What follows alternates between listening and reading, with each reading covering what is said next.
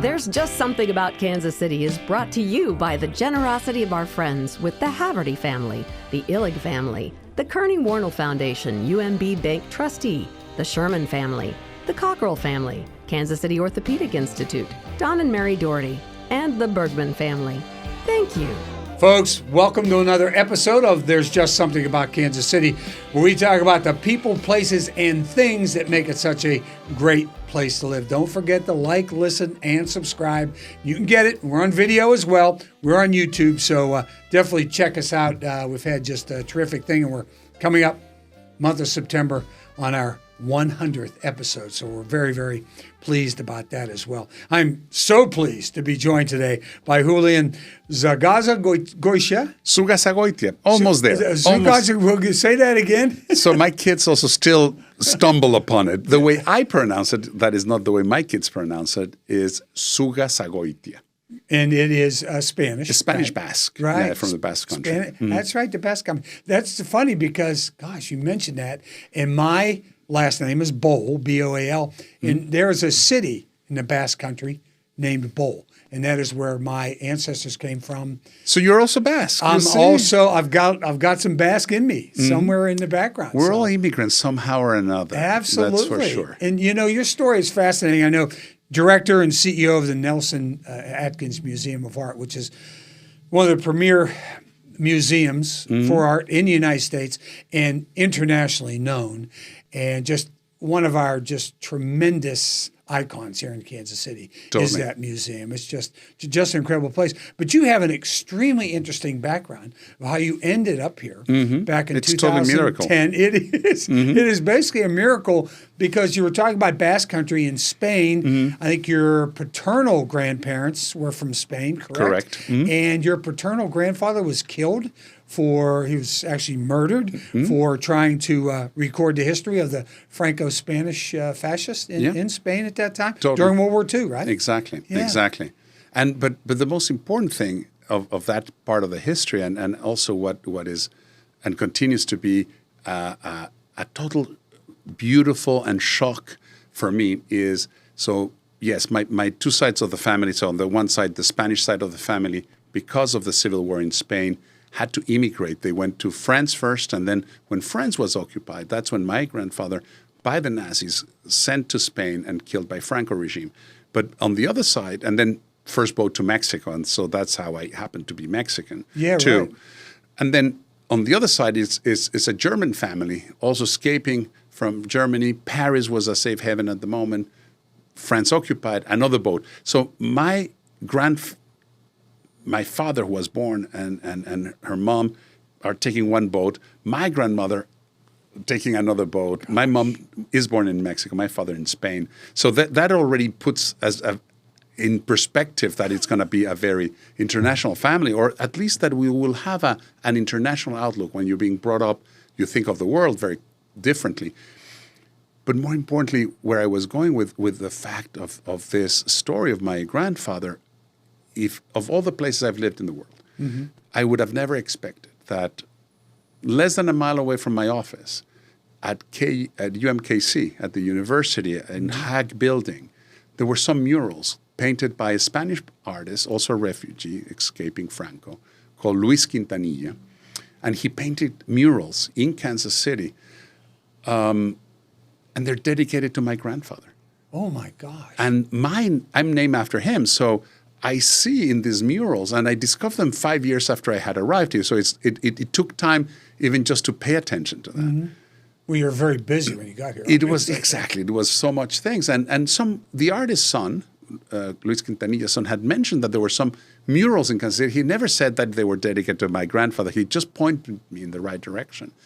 But when I saw that, it was such a meaningful, and it was like, yeah, my ancestors saying, you're at the right place, and this is the right time. And how did your mom and dad meet then? Because I know it almost sounds like the two grandmothers came across on the same boat, but that did not happen. No, different boats, right. different, and also, you know, the waves of immigration normally don't cross paths. You know, when the same thing today. If you're an immigrant from Africa to Kansas City, is one path of immigration, and if you're an immigrant from Southeast Asia to Kansas City, you might never cross paths. And that would have been the thing. Is my mom was a student of my father, so my father was 14 years older than she was.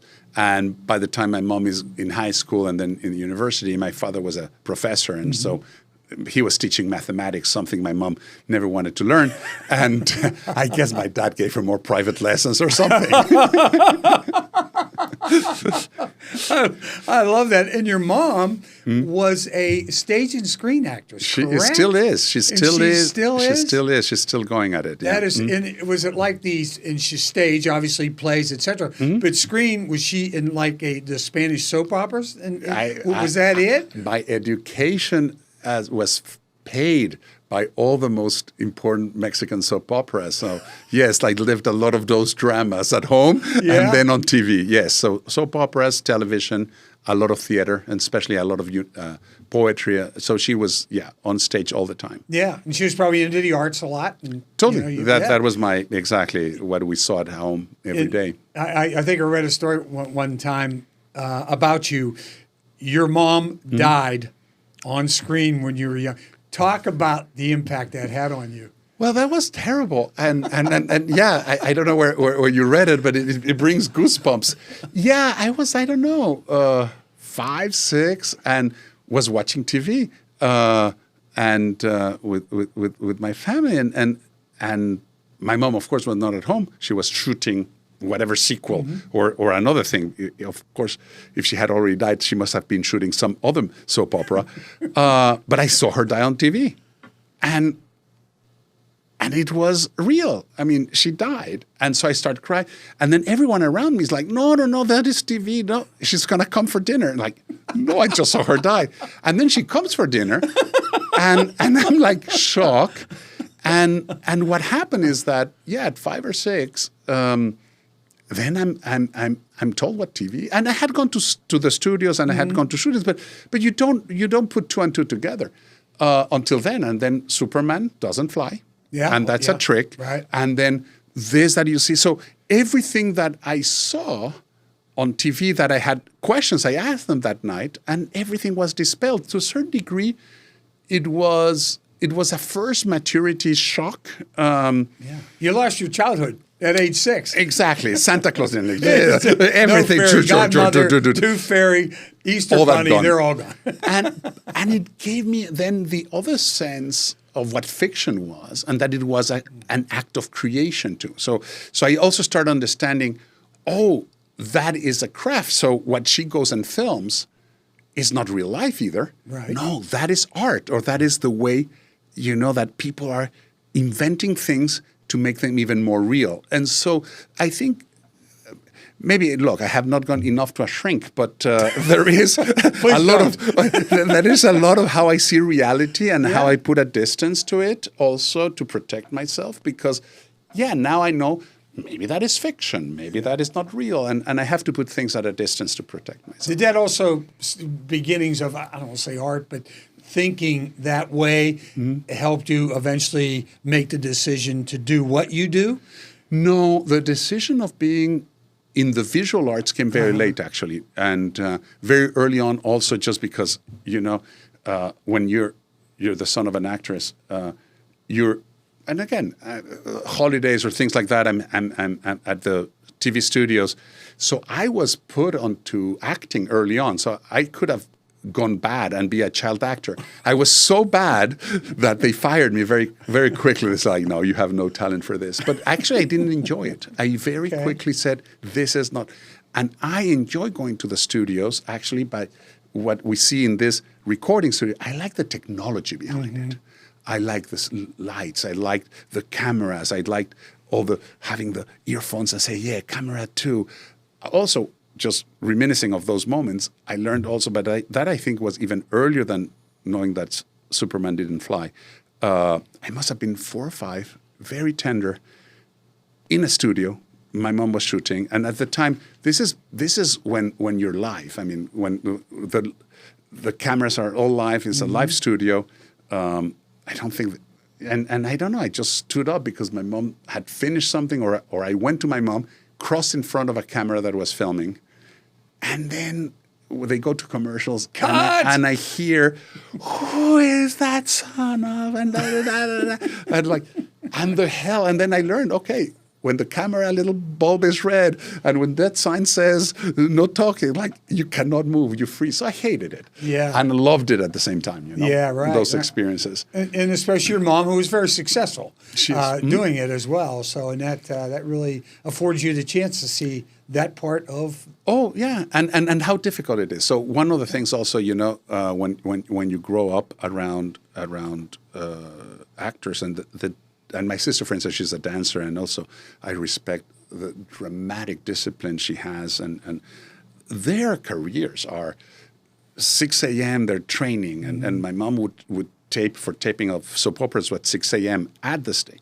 Recently, she was doing a movie. My daughter, who also wants and is an actress in the making, went to film with her just to see what that it is. Yeah, my mom may be of a certain age, but at 6 a.m. you're on the stage with makeup on, so that means you're at 4 a.m. And sometimes then they would film nights, and it's 6 p.m. till 6 a.m. and you're not back home till 8 a.m. Right. And that is a discipline that I admire. And I tell you, I don't have it. I was going to be more on the engineering side. That was what I thought I was going to be if you had asked me at 14, 15. Yeah, right. I liked all the engineering and electronic side. And I think when you're in high school, or just before high school, I think when you're about 12 or 13 years old, they sent you to England to learn English, right? And what kind of experience? And I know that was not the greatest experience in the world for you at that time. To learn the English, maybe, but to get harassed and because you were Spanish, right? It is difficult, yeah. And that also, again, those experience of being an expat, especially at that very tender age, was very informative. And at the other side, I discovered a lot of things that made me also love Europe. And it was having 4 seasons. In Mexico, we have the rainy season and the non-rainy season, and some days that are a bit hotter and warmer. But Mexico City has the best climate in the world, just because also the altitude and a lot of things. But so going to England was confronting myself exactly to a language I didn't know. Diversity. It was already a very the school for foreign people like me was already very diverse, and so it's like seeing the world come to you, and then understanding that you had to learn quickly to integrate, and so the notion of integration and trying to be just part of the system. So yeah, that came with a lot of terrible things and great things too. Yeah, and sure. Now I don't have my British Welsh accent that I had at the time. Apparently, I work hard to forget that one. And so from there, you end up in going through school there. How long did you spend in England before you went back to Mexico City? Only 1 year. Or only 1 year. Only 1 year. Yeah. So and in Mexico City also part of what already, again, given the European ancestry and everything, and because Paris had been, for both families escaping Second World War, a moment of beauty, they put my sister and myself in a French school. So in Mexico, I was already brought up bilingual by the age of 4. Right. But I didn't know that the other kids didn't do that. I thought school was that. Right. And so when I started also seeing other kids in the block and other friends that they didn't speak French, like, also, what kind of school do you go that they don't talk all the time in French? And so then I realized that was a different school, and because of that, very quickly after I lived in England and discovered Europe, and I really liked the 4 seasons rhythm, your life. I put a plot to do on my last year of high school in Paris, so that I would get my French baccalaureate directly from the Paris, and that was what changed my life in a way. Friends who helped me made that possible by putting me up in a house there. And secondly, once you get your baccalaureate, universities are free in Paris. And so I had access to, by hapstance, I don't know how I got good grades, but then they said, yeah, you can apply to anything. And because of rankings, you can apply then to things. So I could apply to anything I wanted. I'm like, okay, I love philosophy. And because I was going to go, in my mind, back to Mexico City to go to the UNAM, which is one of the greatest universities of the world and huge. But I was going to be determined to be an engineer, electronic engineer. Your dad was a mathematician. My dad was a mathematician, and he would help in the homeworks with that. And then I stayed in Paris to do philosophy and art history as a dilettante, just to say a year abroad kind of thing. Yeah. And then I just got caught up. I love both. And then I pursued my 2 degrees. And then life took on, and then this kind of work. Right. So it wasn't until grad school you realized that, this was the life that you weren't exactly sure where you're going to end up or what exactly you were going to do, but this was the life you wanted. You wanted a life in the arts, correct? Yeah. Once I started school, it became evident that I was gravitating and I was enjoying that. And then, a lot of mentors and a lot of great opportunities and influences during those moments that allow you to then confirm that, And from schools in Paris giving you the opportunity to teach, and while I was finishing my degrees, there's some moments in you can start teaching. And so I start teaching, I start doing things. Then UNESCO invited me to be part of UNESCO. Things like that happen that when you look them back, and having right now 2 kids that will be starting to look what their career path will be, when you look back, everything seems like a very nice line that brings you here. But it is not. It is not a line. It is torturous. And each of those moments of grace or help and being invited to give classes, and then I ended up teaching a lot, and all of those moments help into something. But I could just be an academic, and if another thing would have shaped that, you've gone a different way. It could have been so easy, and the fact of one invitation to work on a festival and have deadlines and see production and putting things, that changed me to say, hey, I like very much the academic world and the thinking. I also derive a lot of pleasure in the energy and the adrenaline rush of seeing a curtain time.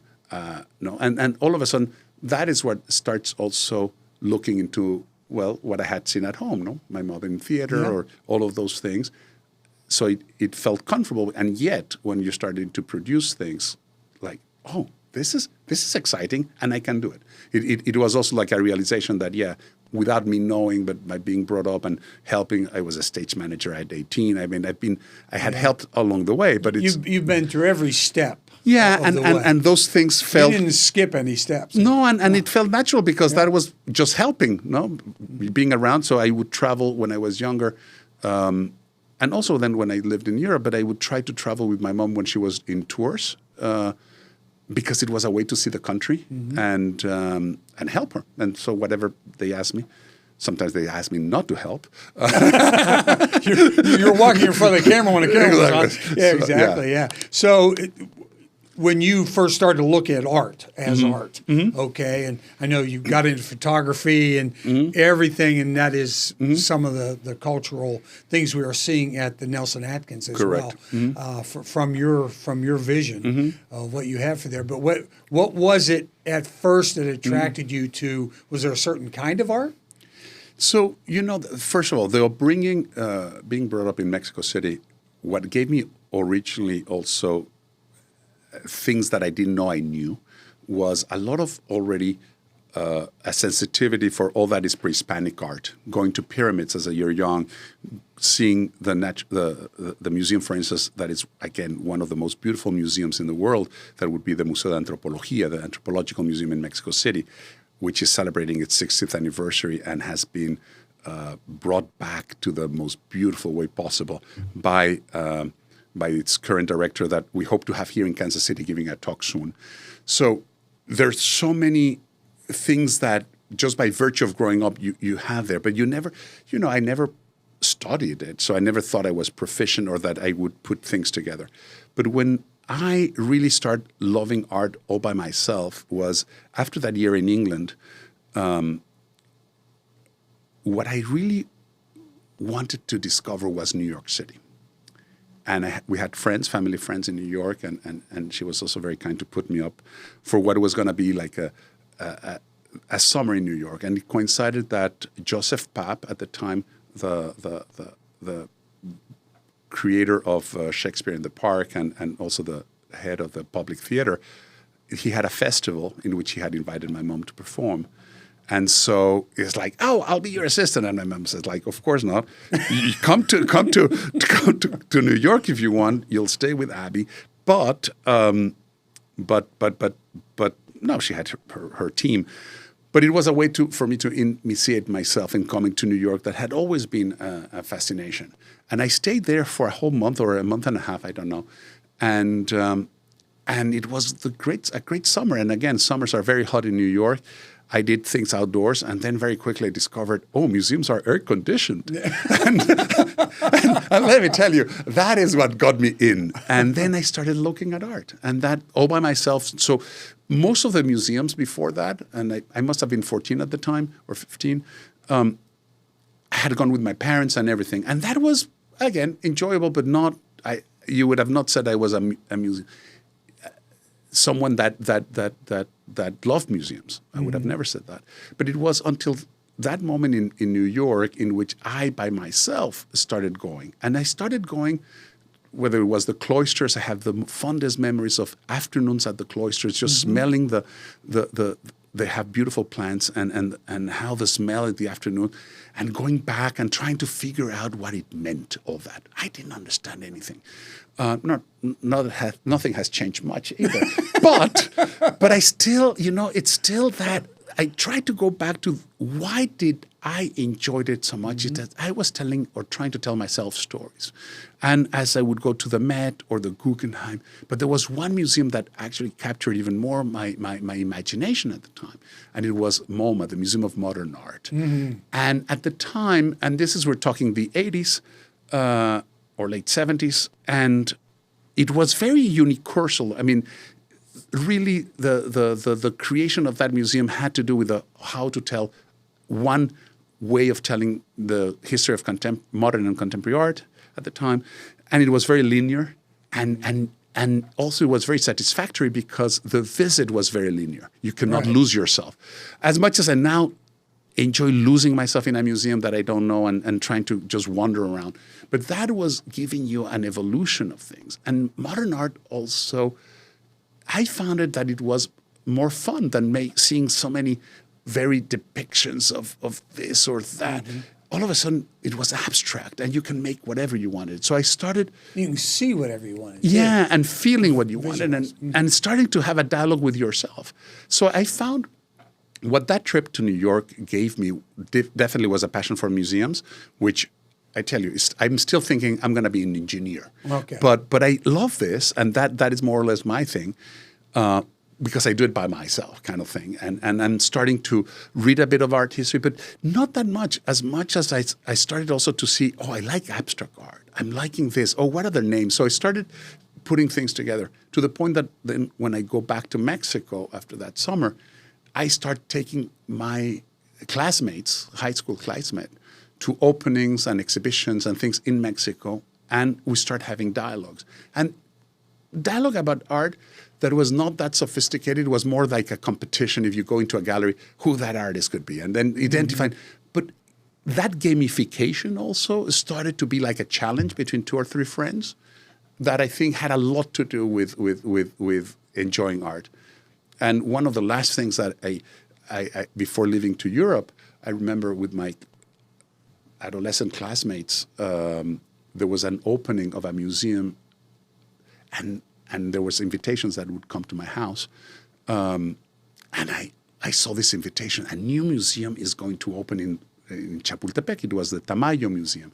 At the time, Tamayo was living, one of the greatest Mexican artists of the 20th century, and Tamayo had, through his life, exchanged a lot of works of art with other artists and was giving to Mexico his collection of international art and giving Mexico a beautiful new museum by a great architect. And I felt, oh my God, this is exciting, seeing the opening of a new museum. And I convinced my friends to skip school. I more or less asked my parents perhaps for permission, or maybe I asked for forgiveness. But no matter what, That's the best way. We didn't go to school.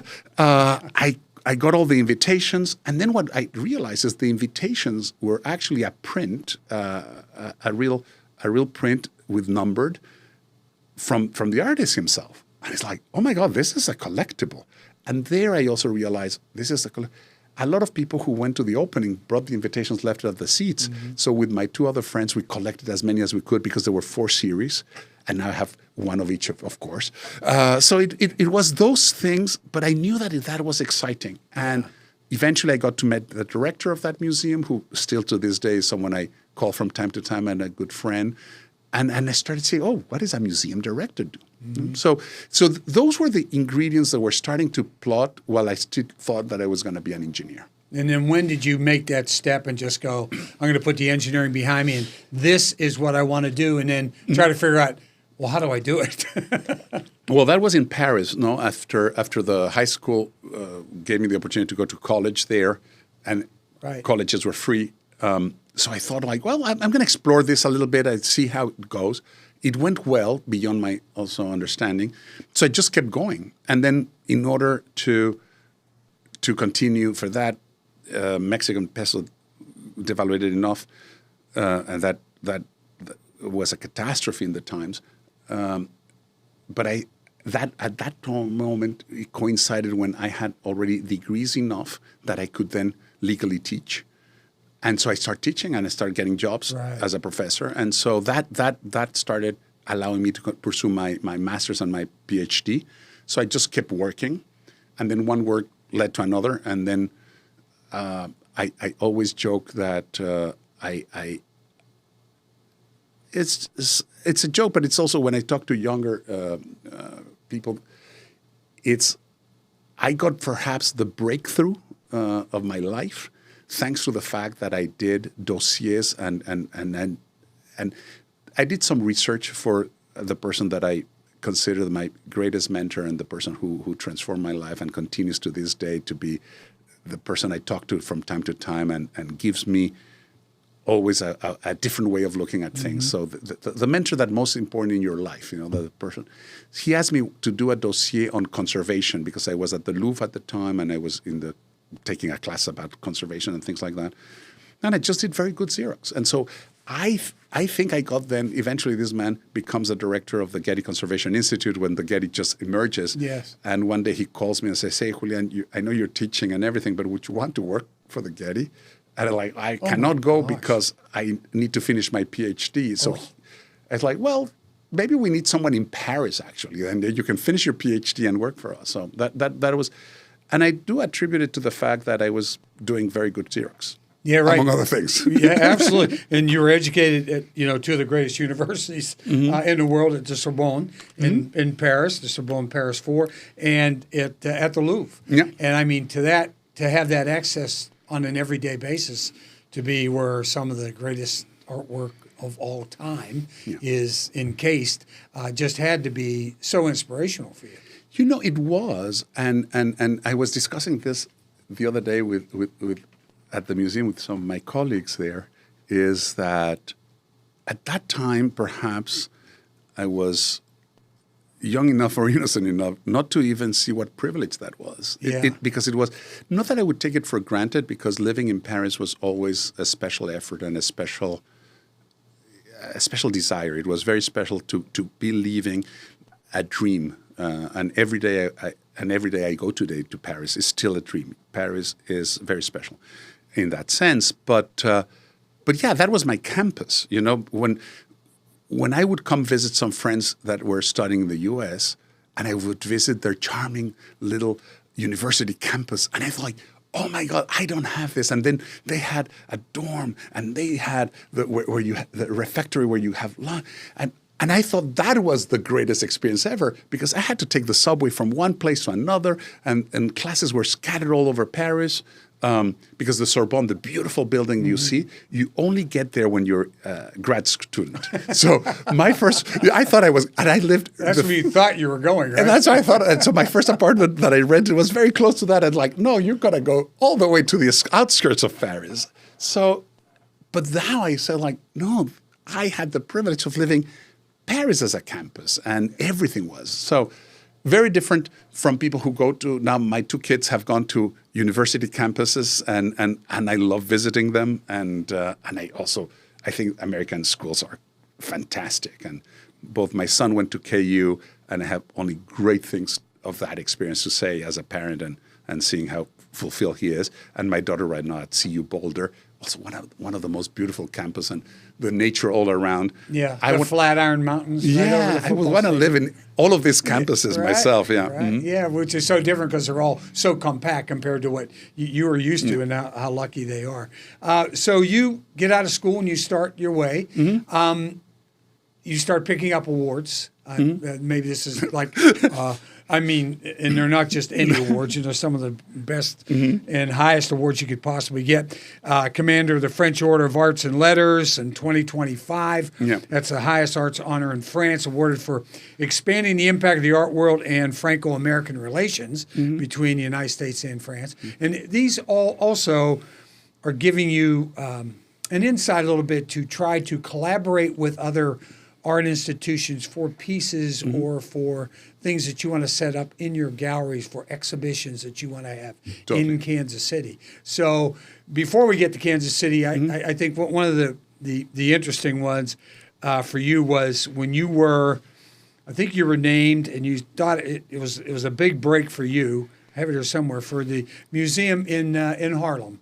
Okay, and that was one of your first breaks as far as America was concerned? Well, that was my first directorial debut. Yeah, the Museo del Barrio was where I was invited to be director, and that was a major transformation.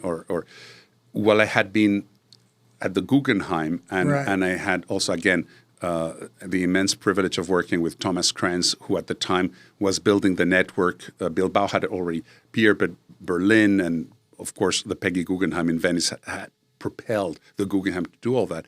But I was seeing how he managed, and he gave me the job I had dreamt of. And after many discussions and years of discussing that, was to be his assistant. I just wanted to see what a museum director really did, And by that time, I had met many museum directors, but I've never been in the director's office. And I had also the privilege of curating the exhibition for the Guggenheim of Brazilian art. At the time, we were exploring also a Brazilian expansion of the Guggenheim down there. So that gave me a lot of the working with the Brazilian counterparts gave me a lot of the numbers. So how do you see a spreadsheet of what a museum is before it's even a drawing? Right.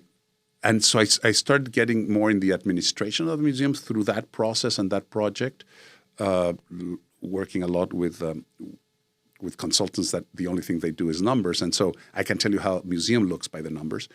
But I'm more geared to the art side. And so after doing this big exhibition that I was curating of Brazilian art in 2001 in New York, the possibility of the directing a museum appeared. And because I was versed both on the artistic side, and that was very visible because of this exhibition, but what was less obvious is also that I had been behind the numbers for the expansions, the possible expansions in all these feasibility programs. When I was interviewed for the Museo del Barrio, I was very articulate with all the financial and that. So then that was my debut, and I promised them not to curate. I had just curated such a big show. I said, I just want to learn what a museum director really does. And then expanded there both the intellectual output of the museum and the artistic output by trying to bring a bigger sphere, and also by understanding that while we're presenting the best of Latin American and art, what we wanted is that American and other nationalities also start enjoying it, because otherwise you're living in a circle. So one of my pitches would be, bring your best friend that is non-Latino to the Latino festivals, or see what they think. Exactly, and start sharing our culture. And then we also did an expansion of that facility, and I think I was there almost 8 years, and after that expansion is when Kansas City knocked on the door and said, hey, would you want to consider this? And it was the kind of, on the one side, a big jump in terms of size of facility, terms of budgets and things like that. And on the other side, also an interesting challenge because this is an encyclopedic museum with all the cultures and everything. And what I was really excited about, yet again, was learning this time less what it is to be a museum director.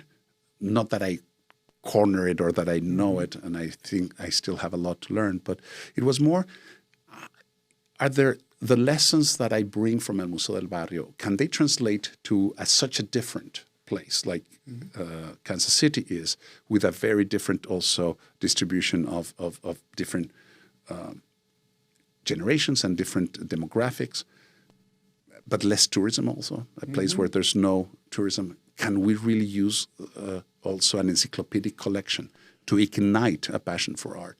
And collections, some of them I'm very familiar with, and some others that are a little bit less.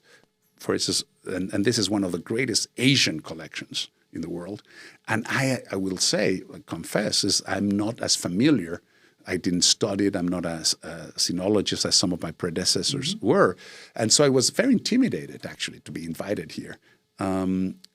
Fast forward to many years later, what I would say is that still to this day, perhaps having run a very small museum and also a culturally specific museum has given me insights that we can scale and share with others that are still priceless and invaluable. Yeah, absolutely. Before the Kansas City, before the Nelson-Atkins reached out, what was your ambition? Did you want to get back to being director of the Louvre, or did you have aspirations of going back to Mexico City and going to their one of their great art museums to do the same thing? You know, was that in the back of your brain, or were you just you live day by day. So when both my wife and I arrived to New York City. Your wife, Tasha, who is French. Who's French, exactly, yeah. My best souvenir from Paris. You don't have a little Eiffel Tower sitting on a desk somewhere. Exactly. I couldn't bring the big one, so I brought Tasha. No, and actually, I mean, it's in a way the fact that I never wanted to leave Paris, because I tell you, it's still magical every time. In coming with her, is like, okay, well, Paris is still there, and we have family there, so we go often, and the kids now have two families, one in France and one in Mexico. So that continues. Our roots continue to right. spread. And they have a tri-culture going from they have tri-culture, French, yeah. They have Mexican and American. So yeah. And Spanish too. And that's right, there's four. Mm-hmm. Yeah. And so for me now, when I was in New York, I was very happy and very, very lucky. The Guggenheim gave me all the challenges imaginable in the world.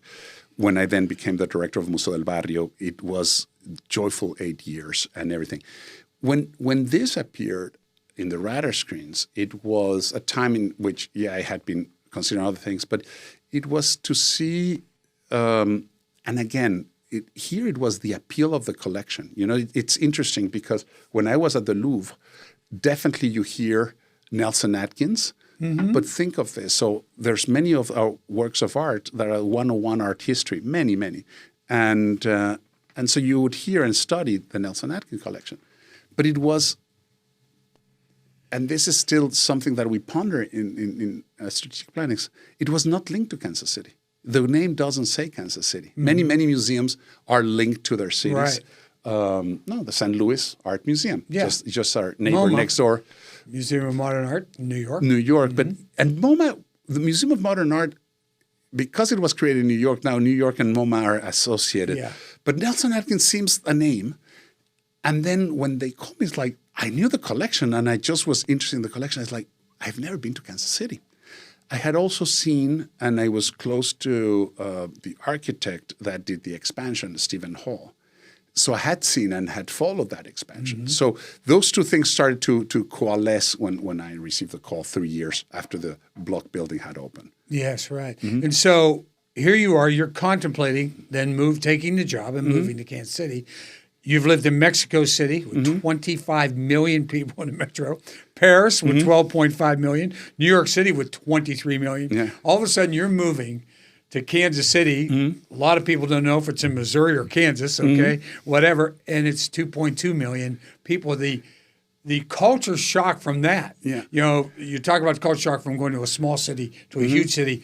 You're doing just the opposite. You're going from huge metropolitan areas to a small But you know, city. there's a couple of things that intervene in that decision making. So, as we were talking earlier, I had a very beautiful experience living in the UK when I was 11 or 12.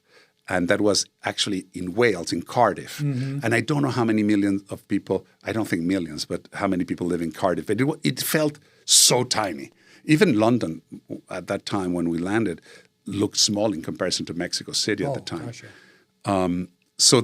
But I remember also enjoying that kind of smallness. And then there's another factor that was very important for me in making that decision. My sister, Tatiana, had left Mexico City to go and live in Mérida, Yucatan. Mérida, Yucatan is one of the most beautiful cities and more importantly, one of the safest cities in Mexico. And she left like 3 or 5 years before I would come here. And I would talk to her, and I saw her creativity as a dancer, choreographer, almost blossom because she was not living in the very big city that is complicated. Mexico City today, I would say, if you go as a tourist, is safe, wonderful, energetic, multicultural. You have the best restaurants in the world. Mexico City has 3 of the top 50 designated best restaurants in the world. So it's just the most incredible. If you were there to live and you have a meeting in the south, or what we call the south, and it's an hour and a half in cars and in traffic and everything. So on the one side, it's magnificent, and on the other side, it's unlivable. So I highly recommend it to go as a vacation, 35 days, get the best of it. And I saw my sister living her creative best life because she had more time and she had left.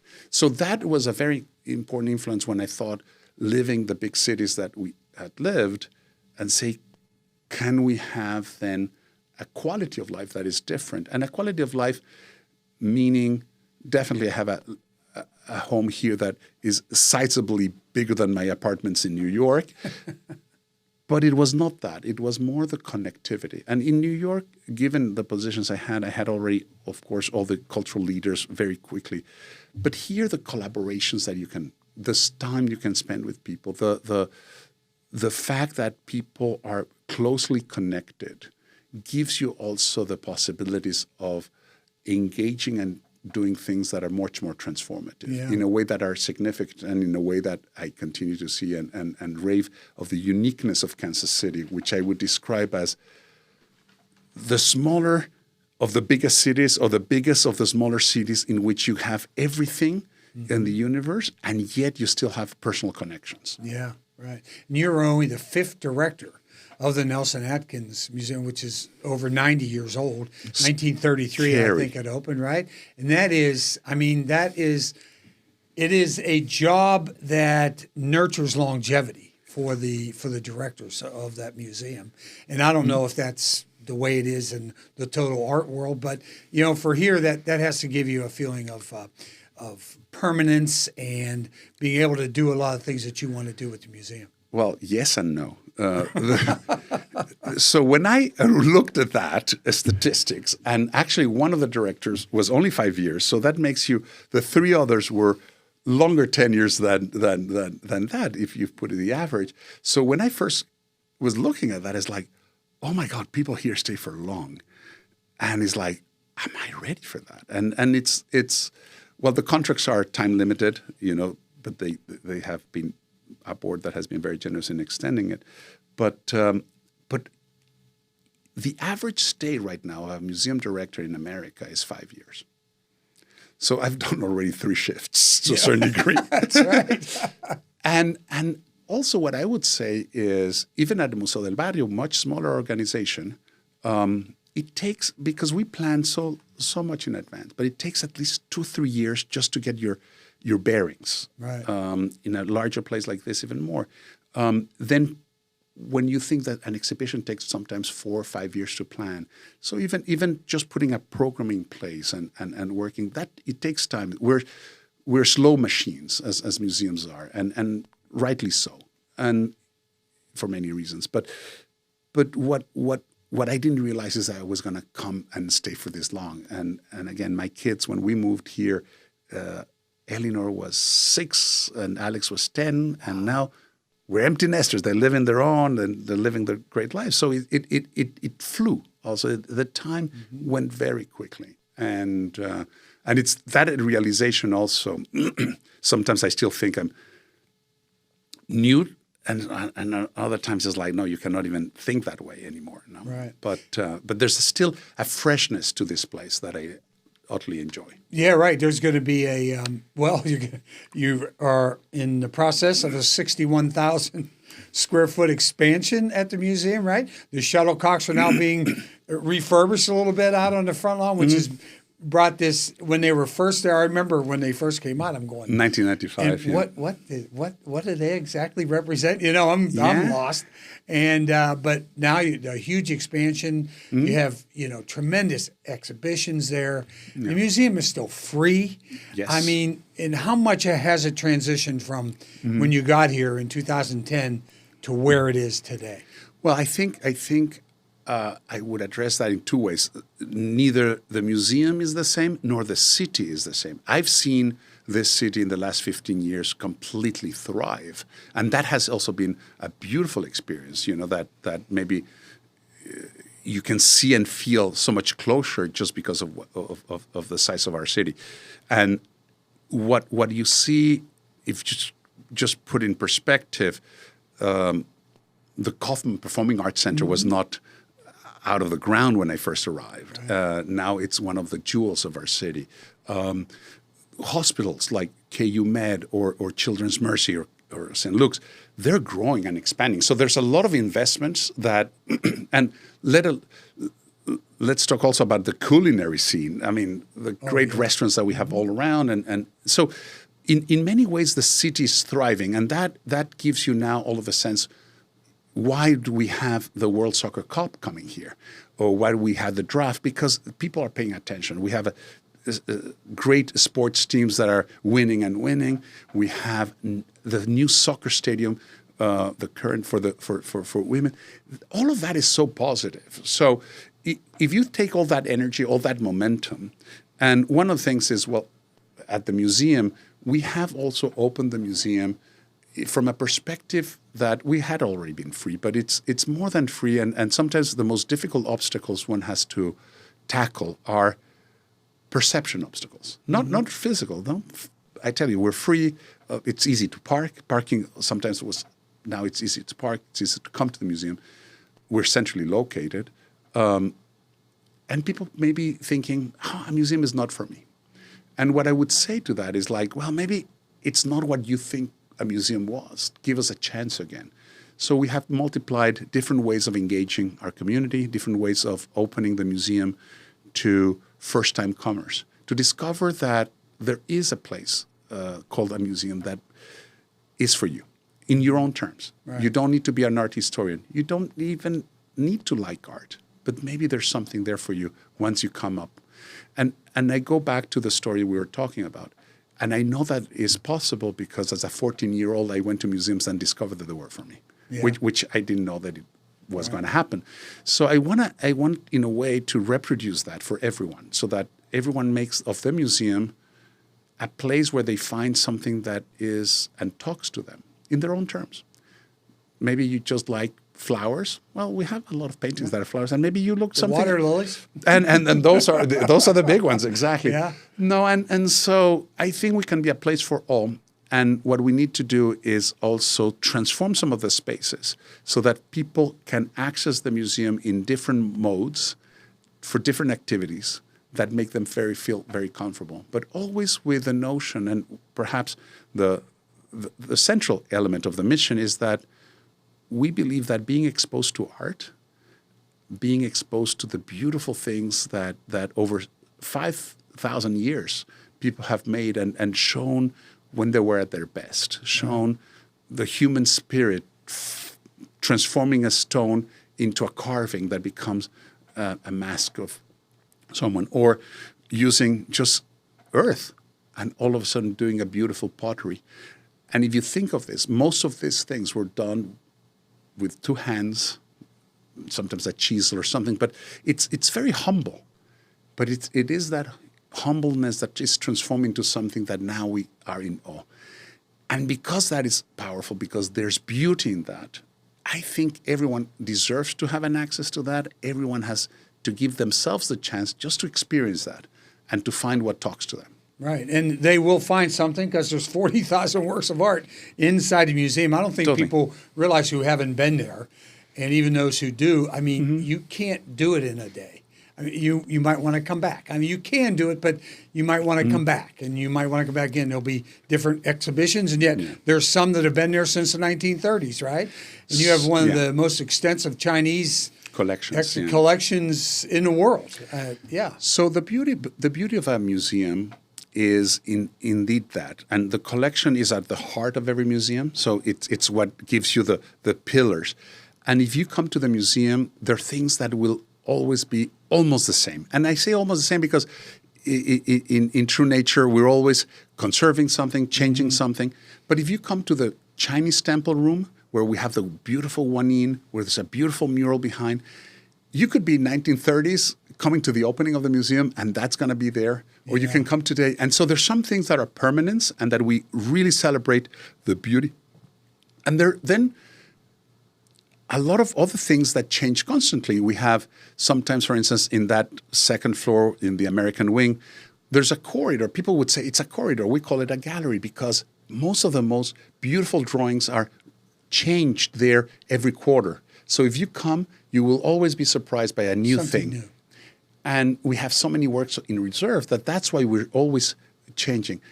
The Chinese, in the Chinese galleries, well, you have, of course, the Chinese temple that looks almost impeccable and very few things change there because those are sculptures, those are not that light sensitive. But on the other side, we have a room 222, for a better word, where we have the scrolls. And the scrolls need to change because they're very light sensitive. And we have such treasures on those scrolls. So that are, in many ways, sometimes some of those scrolls are considered like the equivalent of the Sistine Chapel for a scroll. But we rotate them to make sure, one, that our very vast collection is exposed to many interpretations, and our curators create new stories around them so you can see them from different perspectives, but also to let them rest so that they can be less exposed to the sunlight or to the natural light or electric light, but also to extend their lifetime. So every museum is always reinventing itself that way. So there's narrative, but there are also the comforting things of the works of art that you love that you can come and visit any given day. Yeah, and besides the names that everyone would probably know, like Monet and Van Gogh and people of that, or artists of that nature, you also have Thomas Hart Benton in there as well, who's one of the great American artists. He's from Kansas City. Did a story on him. We were in his studio where he actually had died when he was going in to put some final touches on one of his paintings and put his name on it. And you have the Persephone is in there. That is one of his masterpieces, yes. Right, and some of his murals, which he was very well known for as well. So there's something for everybody there. I found one of the most interesting, this goes back to World War II again. This goes back to the Guanyin sculpture. Yes. Okay, and found in the snow, just laying in the snow by the Monuments Men, which is a movie. Yes. It was starring Matt Damon, I think Morgan Freeman. There were a bunch of big name actors. And they were the group, the platoon, that was sent out to save these works of art from Nazi Germany, from them. Eventually, if they were going to lose the war, they were going to destroy all of this art. Clever. And they ended up saving, I think, 5 million pieces of art. And I just thought that to see that sculpture, it was lying in the snow, and these were the Monuments Men from World War II that went back to bring them. Yes. And we, as a museum, definitely played a large role in the Monuments Men because definitely Larry Sigmund was one of them, and we had like 6 other from the museum participating in that. But what was beautiful also is that we were the recipient of works of art that were in the both coasts to conserve them here, just in case New York would be bombarded. And because of that, we got some gifts from the collectors and the other institutions eventually. But yeah, that kind of that film, by the way, and the books around it are amazing because it tells you also that in the middle of destruction, art was something worth preserving, worth fighting for. There is an apocryphal quote attributed to Winston Churchill that he was, at one point, he's asking also to conserve or to perhaps evacuate some art, and someone's like, really, you're concerned about art in the middle of the Second World War? And he says, otherwise, why are we fighting for? Mm-hmm. We're fighting for humanity, for the best of humanity. And so whether it's real or apocryphal, I haven't found exactly the quote for where he would have said that, but it is really the intent. And I think that is what Monuments Men are all about. Yeah, it was too. And for then, even for Germany to want to steal them and keep them for themselves in case they won the war, that's another proof of just how important it really is to humankind. I don't think there's any doubt about that. Okay, so future, you've got the 61,000 square foot expansion going on. So right? the expansion is definitely our future. It's not only those 61,000 of new building that architects Weisman Freddy have designed so beautifully. Mm-hmm. We had a competition, 182 submissions, I believe. 6 finalists. Of this 6 finalists, we had a lot of public input, and then the selection was Weisman Freddy. That has been very welcome. We're in the midst of working a lot. Both there's 2 elements right now. On the one side, of course, reworking the details of that, and it's not only what we see as an expansion, but also a lot of renovation of our 2 buildings. Each building needs interventions for many reasons, and so we are upgrading the 2 facilities plus the new one so that it is a very integrated campus with what we consider Kansas City Front Lawn, that it's a sculpture park. So all of a sudden it's going to be beautifully integrated. We're working on hundreds of details. So I think from September to the next year, September, is a lot of just fine-tuning things. At the same time that we are preparing for a massive campaign to fund all of that, which I hope everyone who's listening will want to participate. Yeah, absolutely. And to continue on with, and I know we're called the Paris of the Plains, and I'm sure when you first got here and heard that, you're going, what? Yeah, totally. Right. You probably were. But you have lived here now for 15 years. 15 years. And continuing on, what are your thoughts about Kansas City? I mean, you have been all over the world. Yeah. You have lived all over the world, really. Totally. And here you are, smack dab in a million nice states in Kansas City. What are your thoughts? So I tell you, the city has and continues to be a growing city, a city that is continuously challenging you and bringing. There's a lot. And I don't envy any of our civic leaders, and especially the public officials. We don't do politics exactly, here, so don't worry about that. Okay? I'd admire, but it's a challenge how to lead. But the energy that I feel in the city, the commitment also to the city from everyone I know, is one that I see nowhere, and so that has made being in Kansas City a joy. It has given us friends. It has given us roots to people.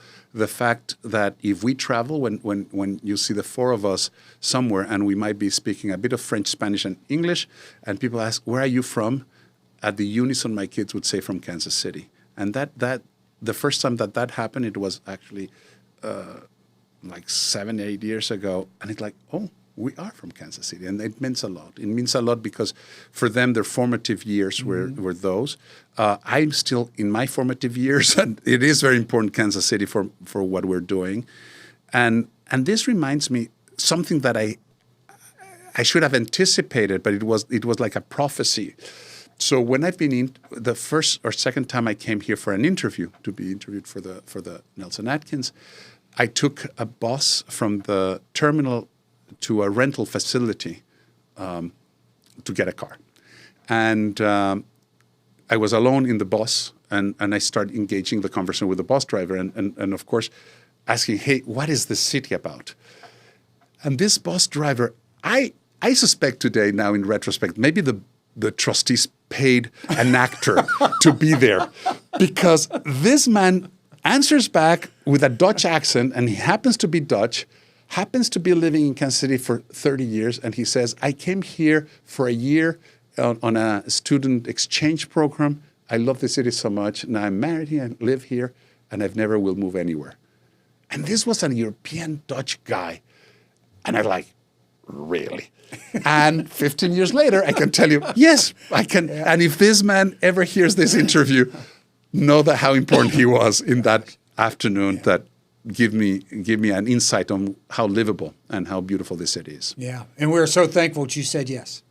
Well, I'm very lucky. Yeah, I'm lucky to be here. Nelson-Atkins Museum of Art is in good hands. So thank you. We appreciate it, and we thank you so much for taking us tonight. I know how busy you are. We would normally have done this inside the museum, but there's a lot of banging and clanging going on. There's a lot of things going on there, when yes. it's all done, we're going to come back and see you again, and we're going to do it inside the museum. Let's do that for the opening of the new wing. You bet. It'd be fabulous. Awesome. Julian, it's my honor. Thank you so much. Appreciate it. Thank you. Once again, another reason why there's just something about Kansas City. There's Just Something About Kansas City is a registered 501c3 nonprofit organization with the mission of documenting the stories that have built our city to inspire and educate generations to come.